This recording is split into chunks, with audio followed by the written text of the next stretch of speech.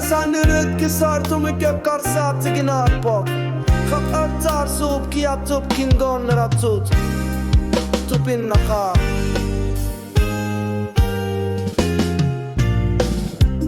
Sars yarisin na ang gisamnik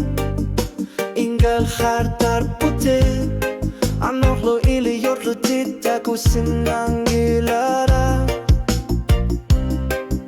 Amar tuvok amak Kuilari artok Asa bakit ulut amasa Ekumigalugu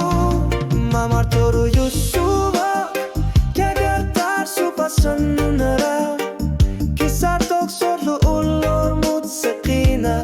Ayong gitsumikiliyor lutituk palor sitar panga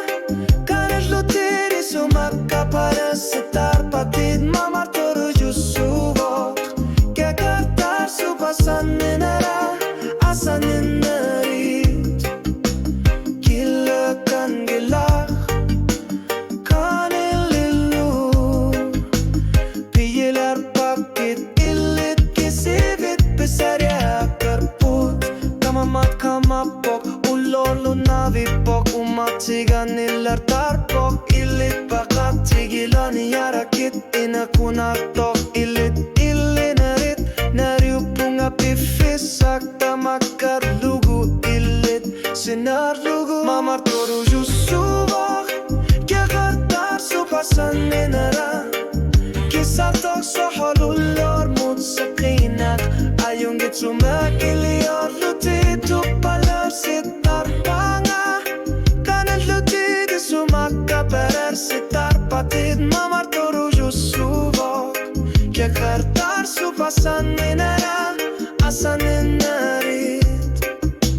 Gila kan gila Kanililu Piyiler pakit ilit kisivit Pisarya karput sukulatitut alipatilik Kisiyan ni alanut sanatlu nakasinang gilak Ulo kunuar lunalugu Kisarnak misigisar lugu Umatiga Atlan gorpok Asan ninaktaana Atlan gungisan narpok Mamar toru yusubok Yagartar supasan ninara Ulinar ni kisarpok Asan ninarit atlan gorpok Sorlu imar sup Erfala suat ilit bagatigalugit Togun gilanga mamar toru yusubok Yagartar supasan ninara Pifisak tamat na lugu Asan ninakta tasawok ilumon figalugu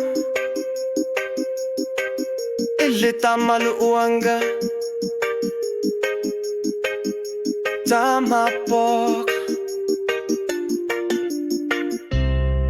Asan ninarit Sorlu jakartar subsukwa Kanor lunit iliyor alwarlanga Ekamayuk ilit kisivit